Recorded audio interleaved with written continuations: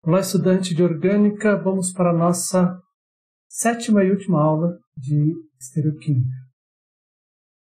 Na aula passada falamos sobre nomenclatura do sistema RS para isômeros com mais de um carbono assimétrico, sobre o estereoisômero 3-bromo e 2-butanol e reações compostas que contêm carbono assimétrico. Exercícios propostos para resolvidos. Revisando então os passos para determinar a configuração de carbonos assimétricos, né?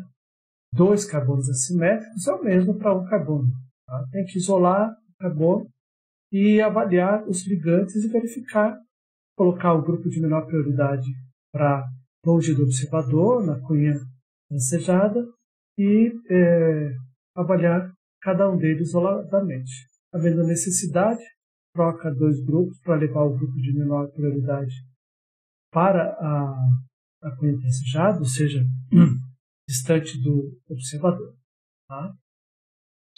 Aqui é interessante que, a partir do momento que você tem o nome dos compostos, eles possibilitam que você identificar quais são os pares de enantiômeros e quais são os diastereoisômeros. Tá? Sempre lembrando, enantiômero partes opostas. Então, que eles estiverem opostos ali, os 2 carbonos opostos, né? Se é S, o outro tem que ser R, e se um é R, o outro tem que ser S, é enantiômero. Se coincidir um dos carbonos assimétricos, aí já não é mais enantiômero, e sim um diastereoisômero. Aqui só para mostrar, né, que as propriedades físicas dos enantiômeros é muito idêntica, tá? E que eles diferenciam mesmo quanto a luz plano polarizada, como se comporta perante a luz plano polarizada, ou seja, para que lado ela vai girar, se é anti-horário ou anti-horário. Enquanto um composto meso, ele se comporta como como se fosse uma mistura racêmica, e mesmo assim, no ponto de fusão, solubilidade, a diferenciação. Temos aí, então, o exercício resolvido, como você escrever ali a estrutura do carbono assimétrico, né? Então, resolver espacialmente, né? Com um carbono assimétrico com 2 carbonos assimétricos. Tá? Basicamente, aí, então, tem a sequência, né? Primeiro tem que desenhar a estrutura, ignorando aí a configuração, e depois nomear aí, em termos de prioridade, cada um deles. E aí sim partir de um esqueleto ali resolvido espacialmente e colocar ali o de menor prioridade na cunha lancejada, de maior prioridade onde quiser. E aí o segundo maior prioridade é que vai definir, caso seja R ou seja S. Tá? E no caso, quando tiver 2 carbonos, a mesma coisa, desenha sem se preocupar com a configuração, prioriza cada um deles, coloca o de menor prioridade na cunha lancejada, tá? E depois, aí nesse caso aqui, quando for colocado de maior prioridade, já provavelmente vai ocorrer a definição se é R ou é S. Então, tem que tomar bastante cuidado. Okay? Então, exercícios propostos, mais exercícios propostos. E a reação com carbono assimétrico, também isso é importante, pode haver a quebra da ligação no carbono assimétrico, tá? Isso vai modificar a configuração relativa, ou a reação que não há quebra, tá? Então a configuração relativa ela não altera. Tá? Aí, mesmo não alterando a configuração relativa, pode haver a alteração da configuração absoluta, porque se o grupo mudar de prioridade ao reagir, aí então nós vamos ter uma outra configuração. Então, esse cuidado deve ser tomado também. Tá? Mais um exercício resolvido, exercício proposto. Nessa aula, então, nós vamos falar sobre a configuração absoluta do mais gliceraldeído, separação de enantiômeros, separação de enantiômeros via síntese, via cromatografia, a discriminação aí de enantiômeros por moléculas biológicas, as enzimas, síntese assimétrica extremamente importante, receptores biológicos e a talidomida de seus enantiômeros e exercícios propostos. Tá? Bom, configuração absoluta do mais gliceraldeído. Em 1951, não se sabia a configuração do mais gliceraldeído.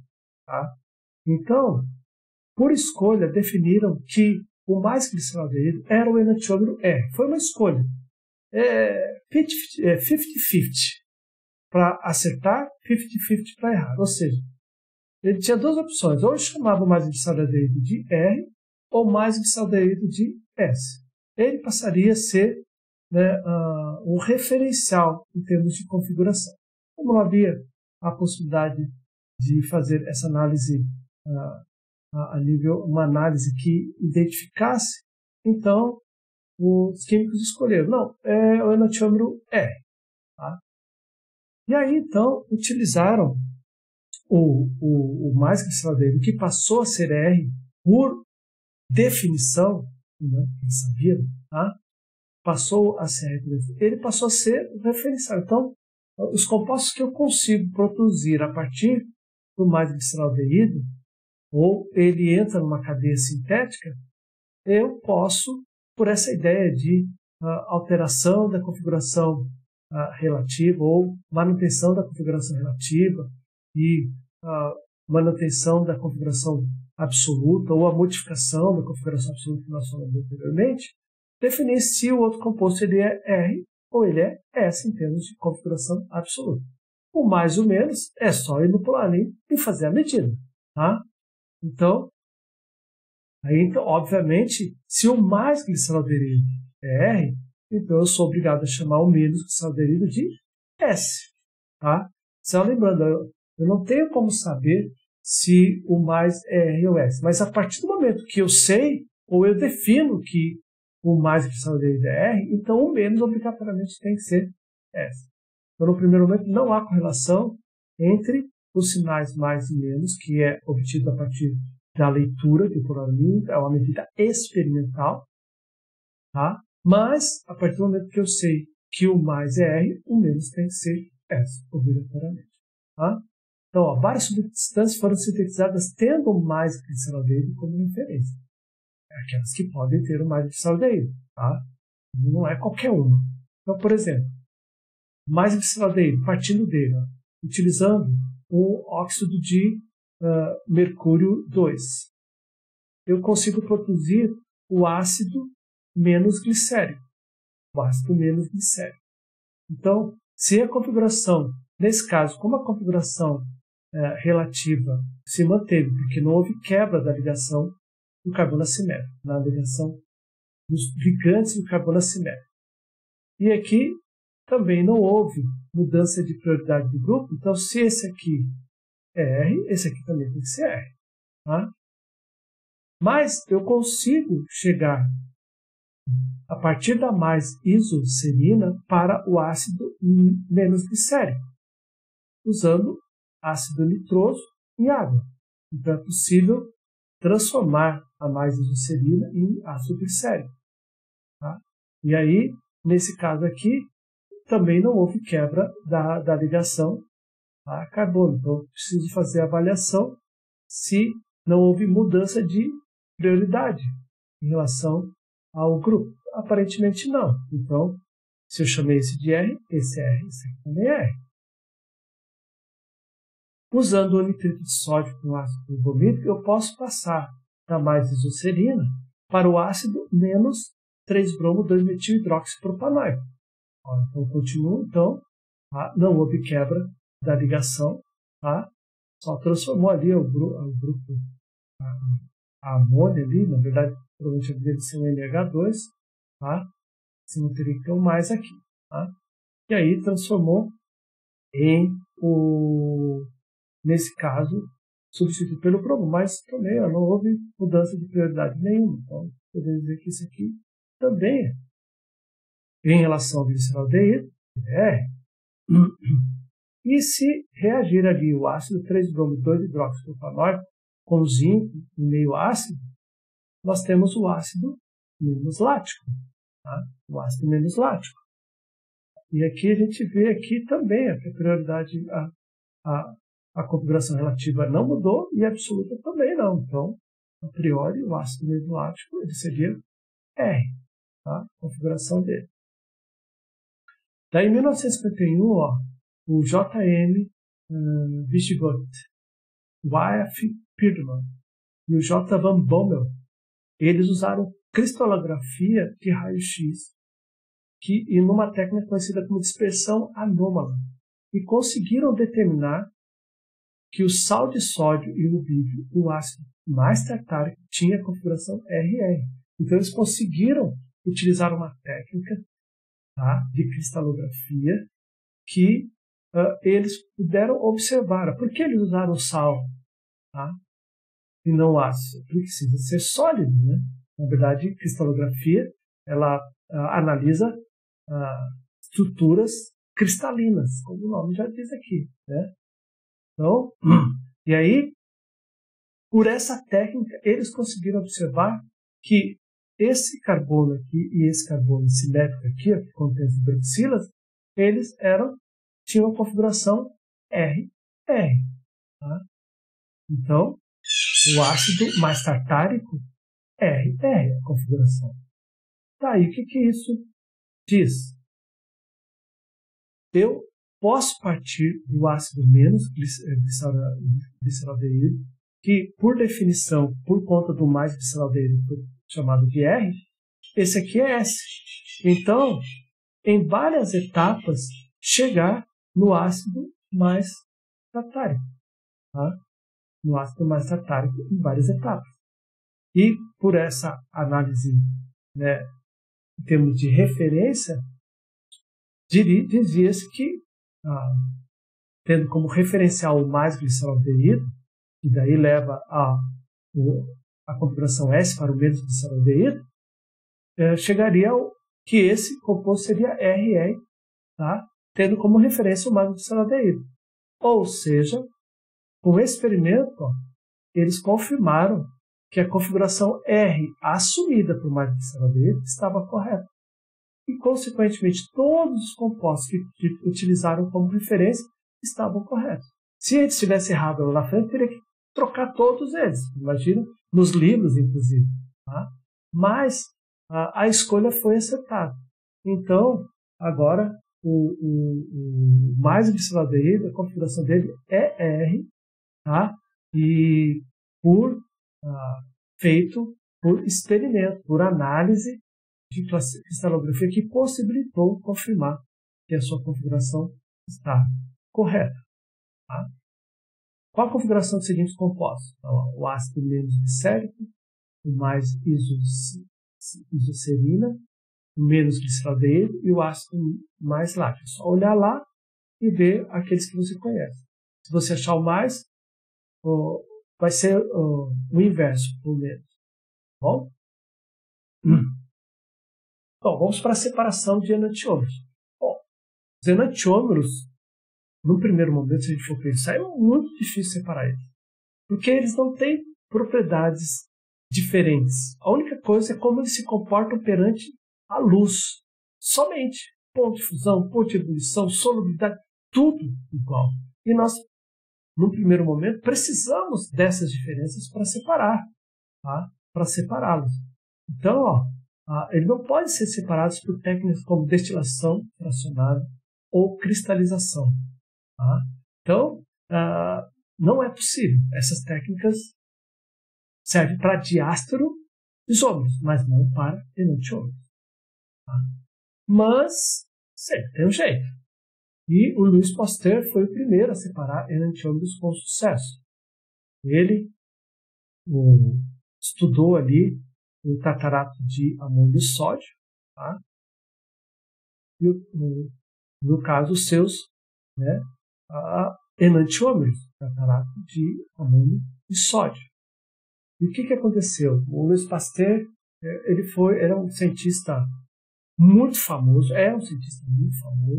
existem lá na França, até hoje ele é considerado, tá?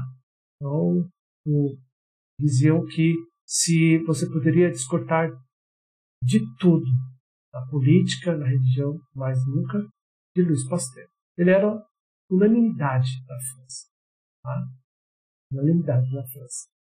E ele foi colocado para ele aí um problema. Ele resolvia muitos problemas da prática. Vinícolas, trabalhou com ovelhas, resolveu problemas de saúde em fazendas. E a própria descoberta da vacina contra a raiva foi a equipe dele. Foi ele e a equipe dele que descobriram. Então, tem ali o Instituto Louis Pasteur, da França, famosíssimo. E, no caso ali, o problema aqui era em relação ao vinho. Tá? Então, quem produzia vinho tinha os cristais que se depositavam no fundo e deram esses cristais para ele estudar. E ele os estudou. Tá? E ele percebeu que esses cristais eles tinham uma geometria, tá?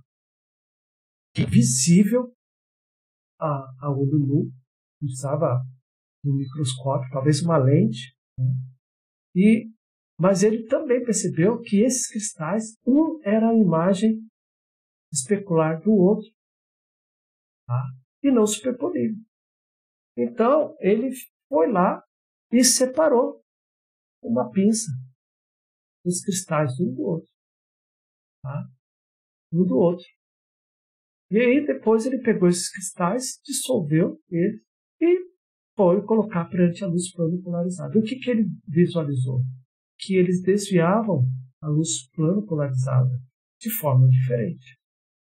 Um no sentido horário e outro no sentido anti-horário. E aí, então, ele foi o primeiro a conseguir separar. Tá?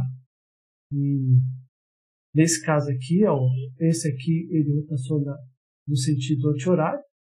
Então, ele chamou de cristais canhotos. E o que gira no sentido horário, ele chamou de cristais destros. Tá? E aí, daí, então, inclusive, hoje, esse tipo de separação é quase uma improbabilidade acontecer.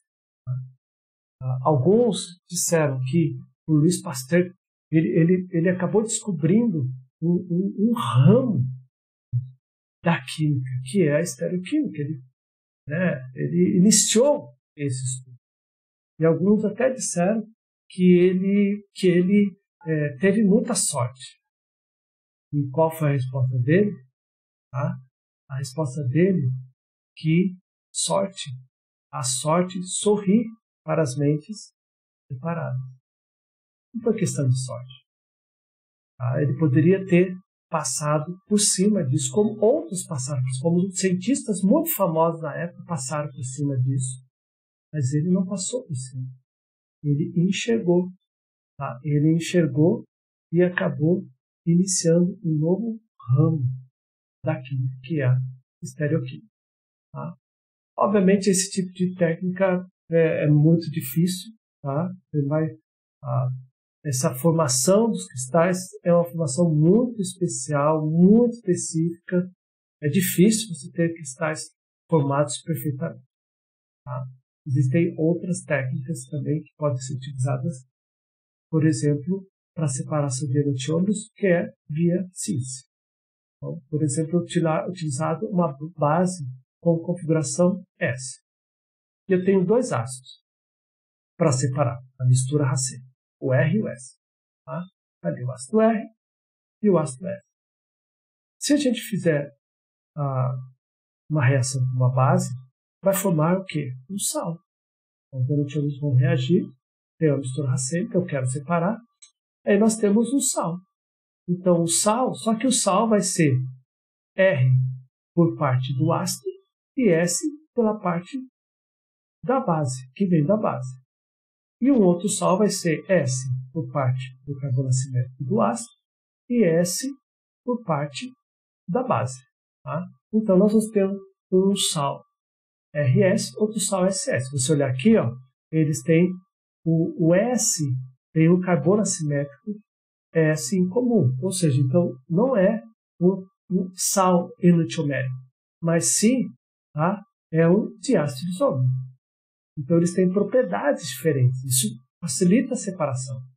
Então a gente pode pegar, tá, e separá-los ali, fazer algum tipo de separação desses sais, porque eles têm propriedades diferentes. A cristalização é uma forma, dissolve no solvente, no solvente, tá, que os dois não são solúveis, ou que um somente é solúvel, e cristaliza um e o outro depois só evapora, ou cristaliza os dois e aí consegue separar os cristais, ou diversas formas, tá? Então, são diversas formas. Mas o importante é que, como eles são diácidos isômeros, é muito mais fácil separar, tá? E aí, então, nós vamos ter eles separados perfeitamente, mas ainda na forma de sal. Aí o que a gente vai fazer? Vai pegar esses sais que já estão separados, coloca ácido e volta, assim, protona. Eu posso ter a base protonada, mas eu também vou ter o ácido restaurado, separado num frasco diferente. Tá? De maneira, então essa é uma forma de separação de enantiômero. Tem o ácido R, mas o S separado ali. Tá? Então essa é uma técnica. Essa base S pode ser a morfina, estricnina, brucina, são exemplos de base S que ocorrem naturalmente, são usados na resolução de misturas acêticas. Tá? Já nem sintetizar ela. Outra metodologia utilizada é uma técnica chamada de cromatografia. Então, o que é a cromatografia? A cromatografia basicamente é você colocar pode ser aqui, por exemplo, está apresentando como papel de filtro. Aí eu coloquei aqui uma mancha de caneta. Eu peguei a caneta e colocou ali. E aí um solvente, por exemplo, álcool, que ele está dentro de uma cuba. Tá? Normalmente essa cuba é fechada para saturar o solvente, mas aqui não está nem fechando. E aí então, tá? Esse solvente ele sobe por adsorção até aqui em cima. Vai ter, quem olha aqui vai ver o nível subindo aos poucos, tá? Chegando aqui, o que está acontecendo? Quando ele passa pela mancha de caneta, ele vai diluindo essa mancha, mas as tintas dessa caneta, elas tendem a subir, tá? De maneiras diferentes. E ser por absorção e liberação vai indo até o ponto que ela não sobe mais. Aqui, por exemplo, a gente pode ver uma caneta separou em 3 cores, aqui, o verde, o amarelo e o vermelho. Tá? Isso pode acontecer com substâncias também. Eu posso fazer isso com as substâncias também. Essa é uma técnica de separação que pode ser feita. Tá?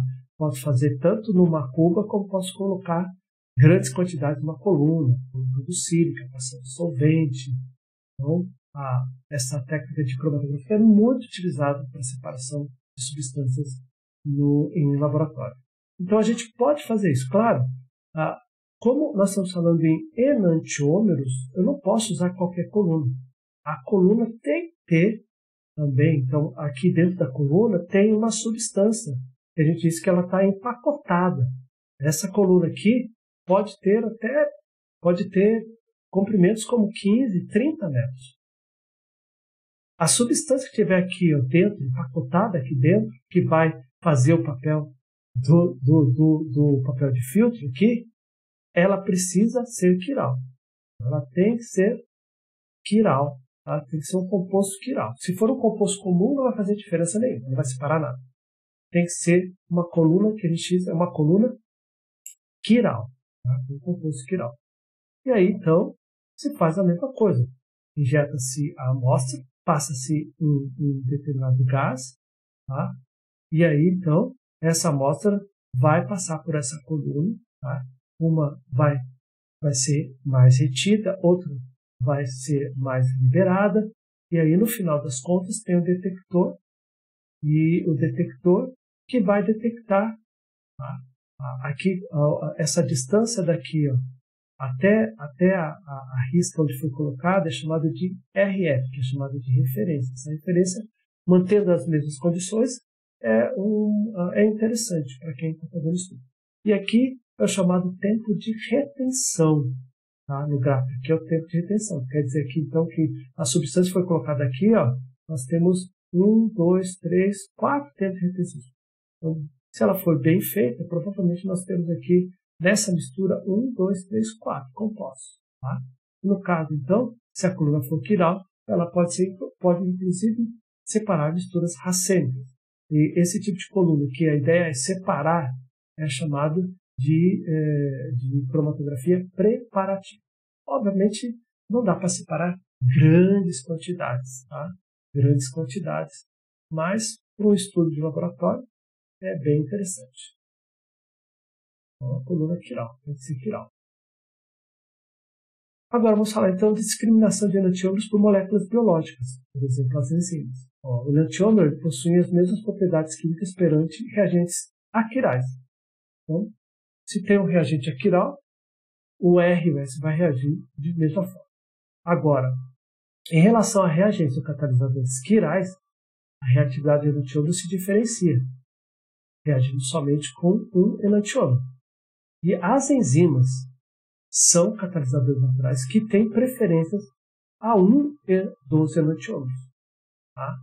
Então, por exemplo, a D-amino ácido oxidase, que é uma enzima, na presença aí dos enantiômeros, tá, R e S descomposto, ela vai reagir somente com o enantiômero R. Então, ela reage com o enantiômero R e o enantiômero S não reage. Então, por exemplo, se me interessa o enantiômero S, então, e não o R, perfeito, eu posso fazer essa técnica. Tá? Às vezes, um enantiômero é o interessante, o outro não interessa. Então, a gente pode usar essa técnica. E isso acontece muito dentro do nosso organismo. Tá? Nós temos enzimas que elas produzem somente o enantiômero porque somente aquele nos interessa. O outro, vamos falar um pouquinho mais depois, se estiver presente. Tá? Então, o enantiômero é oxidado. Posso tentar também desoxidar ele, reverter a reação. Também isso pode acontecer. Tá? Aqui, por exemplo, agora a outra técnica é a síntese assimétrica. Isso a gente faz em laboratório. Tá? Dá para trabalhar com enzimas também, mas é um pouquinho complicado, mas é possível.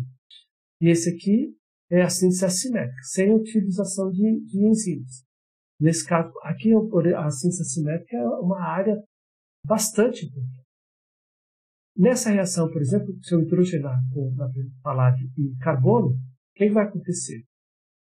Vai produzir o R3-metilhexano e vai produzir o S3-metilhexano, ou seja, uma mistura racêmica, 50% de cada um. Tá? Então, essa é a regra. Tá? É a regra. Agora, se eu quiser ter um excesso enantiomérico, eu preciso colocar ali um catalisador, tá, especial. Por exemplo, esse R-binap de rutênio 2. Então, a síntese assimétrica, o que ela faz? Ela produz condições, principalmente catalisadores, para que esse catalisador, ele, durante o estado de transição, ele interaja com o reagente de maneira tal, que favoreça somente a formação, majoritariamente, vamos colocar assim, né, de um dos enantiômeros. Aqui, por exemplo, ó, esse metal é complexado com uma molécula orgânica quiral, ele é quiral, é um reagente quiral, um catalisador quiral. Então, ó, é possível produzir o S na proxene, tá? Com um excesso enantiomérico maior que 98%. Isso quer dizer o quê? Que nós vamos ter o S na proxene numa concentração de 99% e o R na proxene vai ter somente 1% dele. Lembra que o que falta para 100 é a mistura racêmica. Então, tem 1% do S, que mais 98 igual a 99, e 1% do R. Tá? Então, a síntese assimétrica é bem interessante e com certeza, muito utilizado. E não é barato. Fazer esses catalisadores não é barato. Por isso que quando se precisa purificar ter só o enantiômero, ou ele como um excesso enantiomérico nesse nível, a tendência é que o preço, tá? Por exemplo, um medicamento, ele fica muito mais caro. Por que é interessante ter pureza, tá, ótica no composto com carbono acinético? Por causa dos receptores biológicos que nós temos. Tá? Então, o receptor biológico é uma proteína que se liga a uma molécula em particular. Então, devido ao receptor ele ser quiral, ele reconhece melhor um enantiômero do que o outro. Tá? Então, receptores, por exemplo, localizados nas células nervosas externas do nariz, podem diferenciar 10.000 tipos diferentes de cheiro. 10.000 tipos. Tá? É muito cheiro para diferenciar. Tá? Aqui, por exemplo, a R menos carbono e a S menos carbono. A única diferença é que a configuração desse carbono aqui, desse carbono aqui. A única diferença é esse. Tá? A R menos carbono, nas condições de, usando luz de sol, a 20 graus Celsius, ela dá ali, desvia a luz plano polarizada, no sentido anti-horário, 62,5 graus. Enquanto a S mais carbono desvia a luz plano polarizada no sentido horário, 62,5 graus. Esse aqui, no nosso nariz, tem cheiro de hortelã. E esse aqui é um óleo de semente de alcamaria, que é um tempero. Então, você tem a sensação de um tempero. Ou seja, totalmente diferente. Hortelã, você toma no chá, na bala, e tempero você vai pensar em algo saudável. Tá? Então, mas por quê? Porque esse aqui ele se encaixa no receptor biológico específico. E esse aqui se encaixa no que, para o nosso cérebro, você está sentindo o cheiro de hortelã. E aqui se encaixa no receptor biológico específico que, para o nosso cérebro, você vai sentir o cheiro desse óleo de semente de alcamaria. Tá? Como é que funciona isso? Aqui, ó. Imagine que nós temos esse sistema, esse é o receptor biológico, e nós temos uma molécula. Tá? Então, essa molécula ela só vai encaixar se os grupos estiverem nessa posição espacial. Aí ocorre o encaixe perfeito. Então, ligação com o sítio receptor vai ter o efeito que for, é o cheiro, é o cheiro, é a propriedade específica, é a produção de hormônio e assim por diante. Tá? Aqui é o enantiômero R. Agora, se a gente pegar o enantiômero S, olha o que vai acontecer. Não ocorre. Tá? Ele pode até se aproximar, tá? Mas não há ligação no sítio. Ou se ocorre uma ligação não é perfeita. Tá? Então, para esse sítio interessa o enantiômero R e não o enantiômero S. Tá? Muitos fármacos só demonstram atividade fisiológica se ligando a receptores celulares. Então, para fármacos, isso é muito interessante, porque muitos fármacos têm carbono acinético. Então, o fármaco que possui carbono acinético, ele vai se ligar preferencialmente a um enantiômero. Preferencialmente, não obrigatoriamente. O esqueminha anterior diz, não, é um ou outro. Não, preferencialmente. Tá? Os enantiômeros ele podem ter a mesma atividade fisiológica. Porém, pode ter diferentes graus da mesma atividade fisiológica. Por exemplo, um tem uma atividade muito mais intensa, o outro bem menos. E pode acontecer que eles tenham atividades totalmente diferentes, enquanto um ajuda, o outro atrapalha. Tá? Por isso que a indústria farmacêutica, quando ela quer lançar um fármaco que tem carbono acinético, ela precisa estudar, inclusive, os enantiômeros. Tem que estudar os enantiômeros separadamente. E eles juntos, também na forma racêmica. Uma grande quantidade de remédios que tem carbono acinético são vendidas em mistura racêmica. Tá? Poucas delas são vendidas o enantiômero mais ativo ou ativo. Tá? Mas a indústria farmacêutica tem que provar que aquele enantiômero que não é o preferencial, ele não prejudica a saúde da pessoa. Tá? Então ela tem que provar. Porque se prejudicar, ela não pode vender, não pode lançar aquele fármaco. Então, mas ainda hoje, a maioria dos medicamentos, tá, eles são vendidos numa mistura racêmica, talvez com algum excesso enantiomérico do enantiômero preferencial, mas em mistura racêmica. E uma das preocupações da indústria farmacêutica em vender o enantiômero puro é a dose.